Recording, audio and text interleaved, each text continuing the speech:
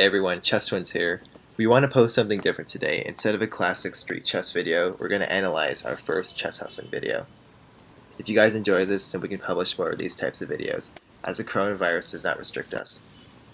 This match took place in Union Square Park, which is located in New York City. A link to the original video is in the description. So the game begins. I play pawn to d4, my opponent plays pawn to f5, I play pawn to e4, and this is the Staunton Gambit. My opponent responds by playing pawn to e6. We exchange the pawns. And I play queen at h5 check. This forces black to play pawn to g6 and weaken his kingside. I retreat my queen back to e2, checking the king. Black plays queen to e7. I play knight to f3. And black plays queen takes e2 check. Now taking the queen helps develop my bishop. I'm not completely sure why he decided to choose to exchange the queens.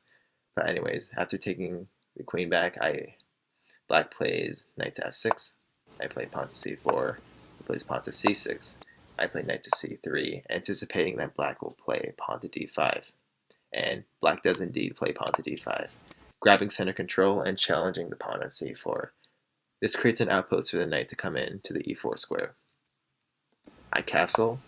My opponent plays bishop to d6. I play pawn to c5, trying to grab more space and trying to stop the c5 break for black. Black plays bishop to c7, rook e1, black castles, bishop to h6 attacking the rook e8, bishop d3, and then finally knight e4. So black makes effective use of the outpost on e4, and I want to start to challenge this, so I play knight to d2. This move prepares pawn to f3 in order to kick the knight away from its outpost. Black plays knight to d7, I play f3, knight ef6, we exchange the rooks, and I play rook e1. The rooks are exchanged so I could take control of the file without having another rook contesting it. Black plays knight df6, and I play rook e7, trying to infiltrate black's position. Black responds by playing bishop to d8. We realize that rook to d7 was not a helpful move. After the bishop goes back to d8, the rook has to return and no progress has been made. So the rook returns back to e1. Black plays bishop to c7. I play pawn to b4. Now pawn to b4 prepares an attack on black's kingside, trying to weaken the b7, c6, d5 pawn chain. I was planning on playing pawn to a4 soon to support this attack.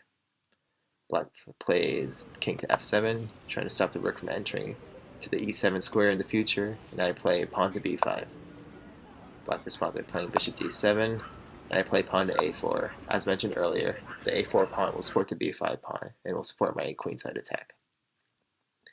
Black plays bishop to a5, and I play knight db1. Now knight db1 is not the best move to play.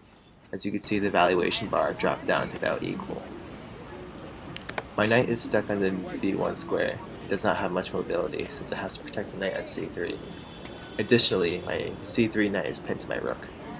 Now a better move instead would have been knight to e2, as my h6 bishop defends the d2 knight, and I can eventually weasel my way out of the pin. So after knight d to b1, my opponent plays pawn to a6, which challenges my b5 pawn, and I lock up the pawn structure by playing pawn to b6.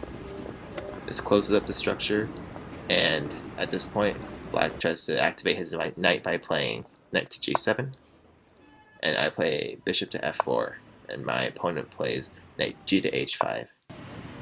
Now this is not the best move by black. Instead of playing knight g to h5, knight e6 is a better move, because this attacks the bishop on f4 with tempo, and it attacks the d4 pawn. So this would have been a better placement for the knight. So after knight gh5, I play bishop to d6. He plays rook to e8, challenging the file. We exchange the rooks. He recaptures with the knight. I play bishop takes a6, hoping that the pawn recaptures the a6 bishop, allowing my b pawn to promote. This is the critical moment of the game. I spent a good chunk of my time calculating the lines, and I thought this was a winning move. However, as some of you mentioned in the original video, bishop takes a6 is actually a mistake by white. Take a moment to pause this video and calculate black's best move. So black's best move is knight takes d6. I actually lose material at this point without the opportunity of taking the pawn on b7, since the knight on d6 defends b7. At this point, I have to recapture the knight on d6, and black has two options. Black can either take the bishop on a6 or play bishop takes b6. Now, pawn takes a6 loses, because my b7 pawn is unstoppable. So black's best move is to play bishop takes b6. If I try to get a pawn back by playing bishop takes b7, black plays bishop takes d4 check, and at this point my pawn structure is poor since I will lose my d6 pawn. Black has two connected passed pawns on c6 and d5 and more active pieces. Black's king will even get more active after scooping up the d6 pawn, and this is a lost position for white.